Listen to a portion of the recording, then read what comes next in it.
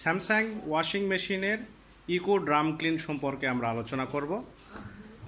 Samsung front loading washing machine দীর্ঘদিন ব্যবহারের পরে এর বিভিন্ন জায়গায় ব্যাকটেরিয়া জমে যায় এবং কিছুটা ময়লা হয়ে যায় ভিতরের ড্রামগুলোতে। এটা স্যামসাং রেকমেন্ড করে 40 ওয়াশ সাইকেলের পরে ইকো ড্রাম ক্লিনটা ব্যবহার করতে।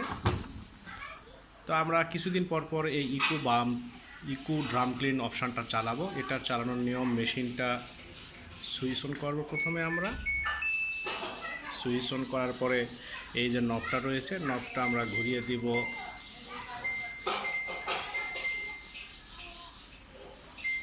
ইকো ড্রাম ক্লিনের জায়গাতে, তারপরে মেশিনটা চালু করে দিব।